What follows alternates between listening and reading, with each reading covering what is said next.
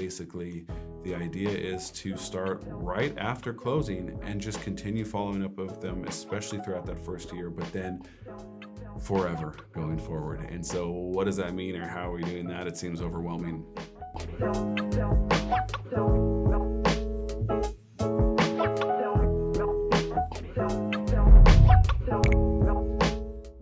What's happening? J.C Agajanian here, broker associate with the Whissel Realty Group at EXP, summarizing for you the Fast Forward Network's Monday morning mastermind that we do every week. So today we had some great topics. First of all, starting in farming if you don't necessarily have the biggest budget in the world. The next one we're going to tackle is helping get your clients off the fence. And the last one is going to be, how are you caring for those clients after you get through the whole transaction? What is your post-closing follow-up look like? So without further ado, let's get into the first one. Starting in farming without a big budget. So obviously, the main thing we're going to be focusing on here is the concept of sweat equity versus check equity. So the natural thing is, first of all, before you get too deep into it, don't just pick the neighborhood you live in because you like it the most. I've been guilty of that myself. But try and find an area that has a good price point, a good turnover, meaning that you're going to have a decent amount of properties that are going to be opportunities for you. Nobody expects you to get all of these properties in your farm, even after years of doing it. But there has to be enough happening in this group of homes that you're going to be focusing on to get a good market share and to get a good build a good business on it. If there's just such an attractive, desirable neighborhood that people want to live and die in their homes and then pass it on, and even their kids don't want to sell it because they want to move into it themselves, it's going to be tough to farm that area. So make sure you do your research before you get started. Then, of course, lots of people are going to talk to you about mailings and postcards and different things, but there are other things you can do to get started that isn't just stroking checks. Sweat equity means, let's talk about the basics. You can start in on a specific farm by doing things that you would do in general, but just focused in on the area that you're dialing in on. And what I mean by that is you can use Zillow to go after make me moves and to go on for sale by owners, or you can go to other sources of for sale by owner business. You can focus on expireds that are within the parameters of your farm that you're talking about. And you can talk about the big D's. You got death, divorce, disease, default. You can find defaults by notice of defaults, records. You can find expireds. You can find for sale by owners. All of these things are things that you might do in general, but let's go ahead and focus it in on the area that you want to be working on. Now, obviously, all of this comes with a prerequisite. You have to have done your homework. You have to be good with your scripts. You have to know the market well. And you have to have all the information about that specific group of homes that is not even taking up a whole zip code. This is just one little neighborhood, or not even a neighborhood, a part of a neighborhood, unless you're going huge. But you can start with as little as 250 homes, 300 homes. Some people do thousands that have been at it for a long time. But that's going against the nature of this question, which is a big budget. We're talking about small to no budget. Door knocking is another one that you can do. But do it consistently. Don't just do it once and then be like, oh, I tried it and it didn't work. It's got to be at least weekly, if not a daily routine in your schedule. Same with circle dialing. These are things that you can all do within the parameters of a farm that you've selected. Don't really cost any money. When you finally do get a listing in this farm that you're focusing on, make sure you go nuts with it. Make sure everyone knows about it. Throw a huge neighbors only event. Put some money behind that. This isn't something that you're going to be doing every day. So go ahead and splurge a little bit. Maybe you have some sort of catering or food truck, some alcohol. It's always nice to help lubricate people's inhibitions and chat a bit more and tell you a little bit more about what's going on for them in their lives and in the neighborhood in general. Because what you're trying to do is meet everybody you can in this area that you've focused on. Other things that you can do that are mostly sweat equity and very little check equity would be the concept of food drives, collecting food, canned foods, especially this time of year around the holidays, and then give that to a charity that is tied into the local community. Maybe the owner lives there, or maybe it's just close by. Clothing drives. Even here in sunny San Diego, it gets cold in the wintertime. So, doing a clothing drive and giving those to some sort of a group of an organization that works specifically with homeless is a great thing to do. One thing that our company does is a Christmas tree pickup. So you basically do the same thing. You get flyers out, you get calls, emails. You do the whole thing with each different piece of effort, and you drop flyers as well. And then you just offer to pick up people's Christmas trees, because where we live, the city's not going to do it for you. So it's always a hassle, getting the tree that's no longer green and fresh and now is dried out and falling apart and making a mess everywhere out of your house. So people love that. And, you go ahead, like I said, and do all the marketing efforts. You're going to door knock around each one of these things. You're going to put postcards or door hangers out on each one of these things, make phone calls, emails. And if you've got access to a group online that these people live in, then making that aware of there as well is a big one. Attending neighborhood events is another thing. You don't have to be the one putting all these events on. Attend them and just get out there and, shake hands and kiss babies, basically, like a politician would. You're out there trying to meet people, and that's the point of this thing. If you're going to be spending some money on postcards or mailers, every door direct mail through the postal service is a way to really reduce your costs. Basically, they have carrier routes that are broken up, and so if you can find a carrier route that pretty much encompasses the area that you're focusing on, you just give it to them and it's included with the route, just like all the other pieces of mail that are shoved in as well. And it costs a lot less than going through regular first class mail and putting stamps on them and sending them out. A great tip that I had never heard of before that I really loved this morning on the Mastermind was the concept of keeping a little bit of bait in an open house. Dan Beer said that he actually got wind of this recently, and it's just a binder. He didn't know what was inside of it, but on the top, it said off-market listings, do not touch. And it's just there. And so naturally, people would ask about it because that's what people want is off-market listings, right? So he said that there's scripting that the person who told him about this uses built around this, and that the concept is that, I've got to meet a client later on. That's just for something that our clients receive. It's just for people that have committed to us, and we're happy to share that with, if you would like to see what it looks like to work with us and the benefits that we offer as a team. And as a realtor, all we need is just a commitment that you're working with us and not anybody else, and we can make this available to you. I don't know if that's exactly the scripting, but that's the idea behind it, is that this is not for everybody. And that's why it says do not touch on it. This is just for my clients. And sorry, I didn't mean to leave it out or whatever, something like that. So that was an interesting one. And this is also going back to a little bit more of a cost, but not quite so free. But there's a couple services that actually make notes look handwritten. Addressable is one of them. We've heard of people having good success with that. And we've also heard of another company called Celebrity Agent, which I think is more expensive, but adds a lot more complexity with their data to actually caters it to that home. So it's based on the information, the size and the age of the last sale and all that stuff. And it's, maybe a handful of homes will get almost the same letter, but then as you move further and further blocks away, they may receive almost an entirely different letter. So that sounded interesting. I don't have experience with that, but as far as having something that costs a little bit of money, it seems like it's pretty powerful. So that's all we got as far as farming and trying to keep the budget to as close to little to nothing as possible. Next is how are we going to help people who maybe have some fear, some apprehension, for whatever reason, they don't want to get off the fence.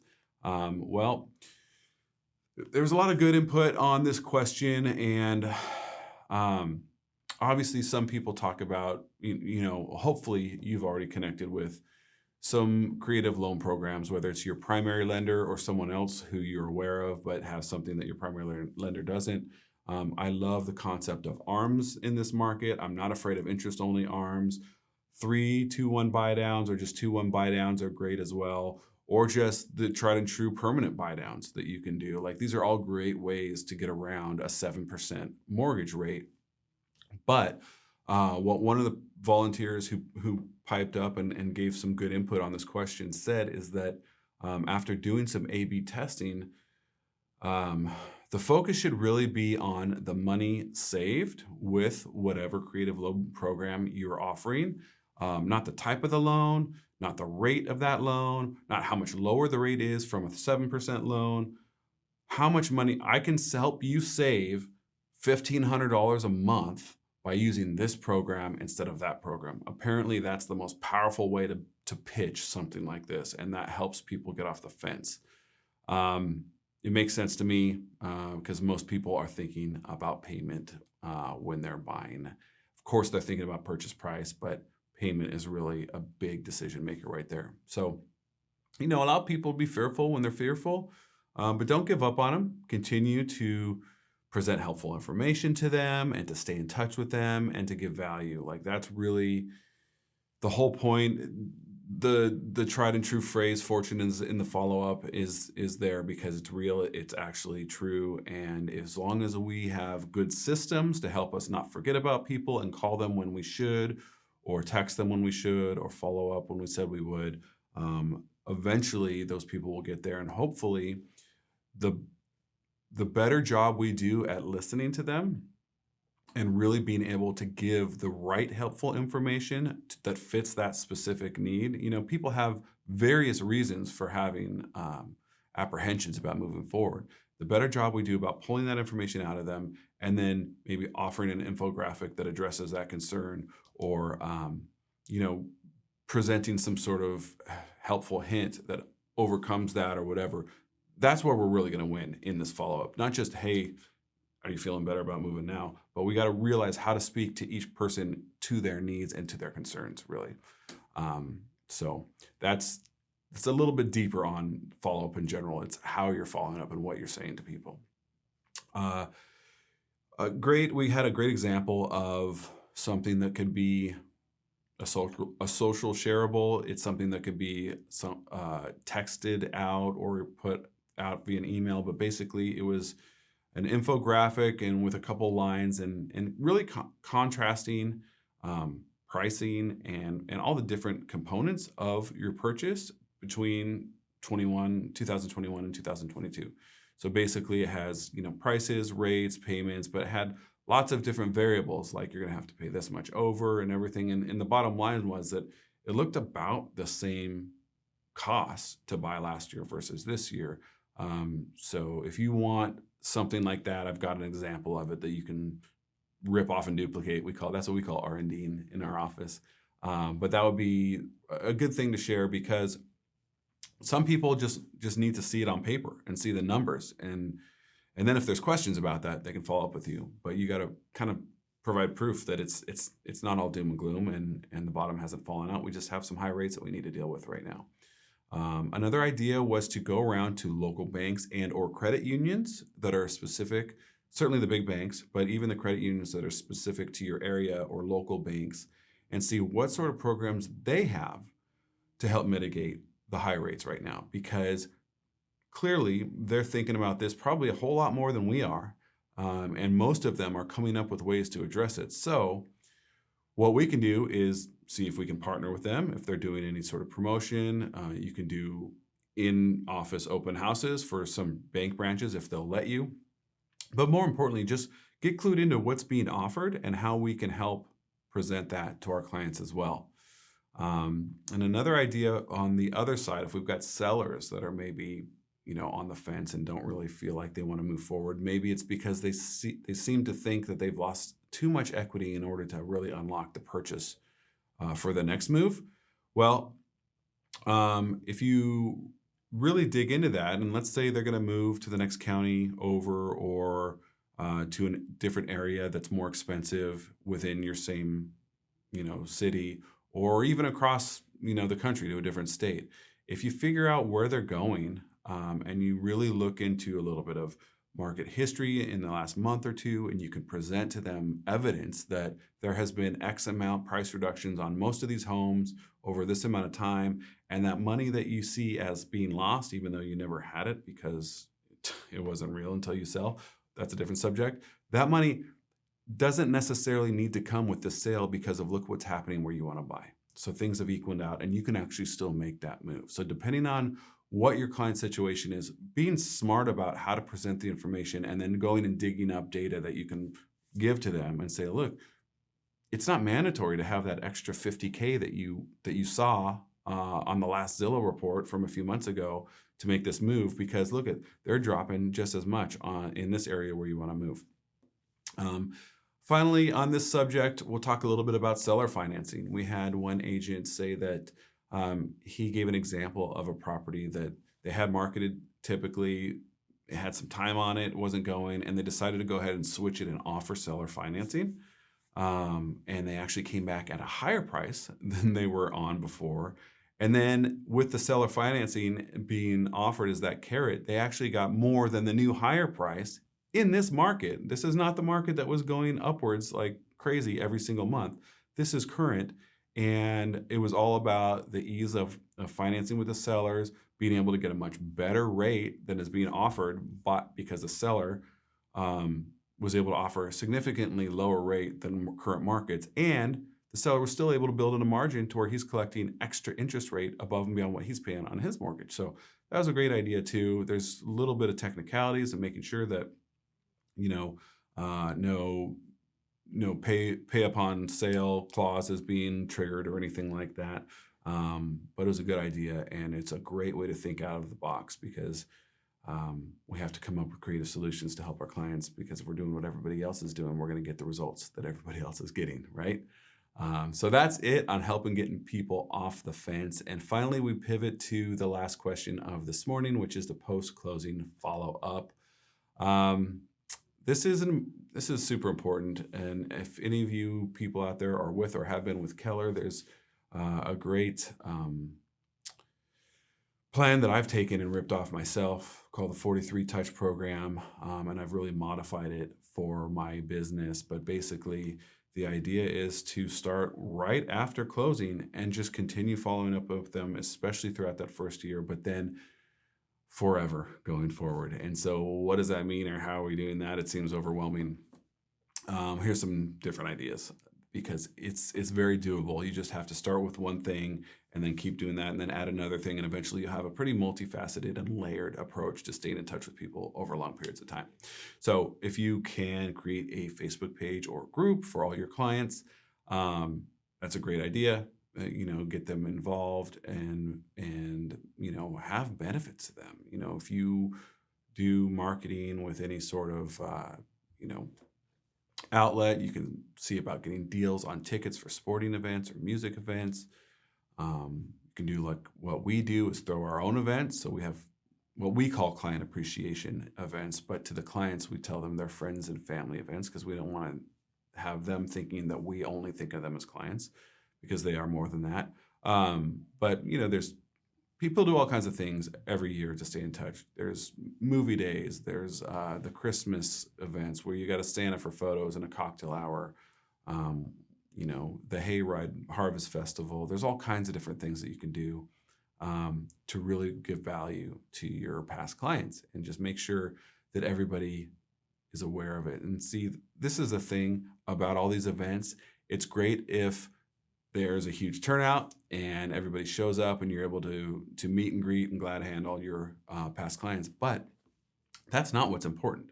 The important thing is that they got the invitation, and it's another reason for you to pick up the phone and call them 4 times a year. It's another reason for them to see your name and face on a invitation in the mail, on an email that they received, through the social media as well. They're seeing multiple ways and a text message that you've invited them to this thing. So you're reaching out in multiple different ways, because you don't know how you're going to reach some people. Some people may never look at social media, and their text messages are bogged down too much, so they don't see it, but they happen to be really good at email. Whatever it is, everyone's different, so we have to go at all different approaches to make sure we catch them, right? One agent said that he has a full booklet that he does a printout, and it's got the kind of more the old school stuff, like the checklist book for home maintenance. It's got recipes that people in his office prefer and things like that. But that's just one piece in a larger scheme that he presents. And one piece that was that was really interesting that he uses as part of doing all that is what he calls a CIP, or client information profile. And so before his agents, he's a team lead, before his agents are actually allowed to get their closing check, he has a requirement that they have a complete CIP filled out, meaning that he's got all birthdays, anniversaries, kids' names, pets' names, hobbies, what they do for work, all that stuff, a full profile, so that if gifting is required or recommended because you're looking on Facebook and you see that these past clients had a kid or maybe a death in the family or whatever it is, you can quickly go to that CIP and figure out what's the best way to speak to this person's heart and help them out. And then your good note-taking and your good record keeping allow you to be really good at gift giving down the road. Another agent mentioned that she likes to do, a typical closing celebration, giving the keys away, but will wait to actually give a closing gift until a couple of weeks later and do it in person, which I thought was an interesting approach. Maybe extend that excitement of closing on a home and getting in a little bit longer, extend the recollection, because most agents' clients never hear from them after closing day. It's like, I got paid, they got the keys, we're done here. That is not what we want to do. So maybe pushing that gift 2 weeks down the road when they've had time to move, get settled, that could be a good idea. And finally, as far as the whole idea of events to put on a quarterly basis or more so, don't feel like you have to, because we wanted to keep in mind the idea of the last question, which is, what if you don't have a big fat budget to do all this stuff, or you're not part of a team that does it for you? Well, it's a little bit of handy marketing can really go a long way to just attaching yourself to other events that you're already interested in. In general, we ought to be able to ask ourselves when putting something together, is this something I would want to go to? Would I want to take time away from my work, from my kids, from my free time, and go do this thing that I've been invited to? And that's a tough ask, because most of the time the answer is no. People are so busy that it's got to be something cool and fun. So along that same train of thought, well, what am I going to do anyways? And so one of the agents in our mastermind gave some examples. He said, hey, I'm going to do this mud run. And so he basically made it like an event that he's throwing. He made an online registration form. He made postcards. He put all the marketing effort behind it with graphics and everything, but he's not doing anything but going out there and inviting people to join him. Like, it's just like calling your friends and be like, hey, I'm going to do this. Do you want to come? Except on a grander scheme to your entire past client database. The same thing, he goes down to Mexico to help build homes for 3 days in a row, I think once or twice a year, something like that. He makes that a whole event. He invites people to it. There's only a 75-person slot. Most people are not going to be able to get in even if they wanted to, and most people don't want to. But they're getting invitations electronically, physically. They're hearing from him multiple ways to go do this thing. It's just another way that he's staying in touch with them. And that's the real heart behind most of these, is trying to offer something cool, nice, of value, but also staying top of mind. That's really the goal here, is to make sure that they remember you, that they have fond memories of you during that transaction and afterwards. He gave another example of concerts in the park. And I know where he lives, and I know I've been to the concerts in the park that he goes to. It gets crowded as heck without inviting anybody. There's no need to attract more people. This is a very popular event. But he says, hey, like, I'm going to set up a pop tent and get some chairs, cooler full of beer, and he makes it an event. He sends out the invitations, the whole nine. So that's it for a post-closing follow-up and all of our topics today. I hope that this is helpful. I hope that you've enjoyed it, and that there's something that you can implement into your business today that we've talked about. Any questions or comments, feel free to DM me, and look forward to talking to you soon. Thanks.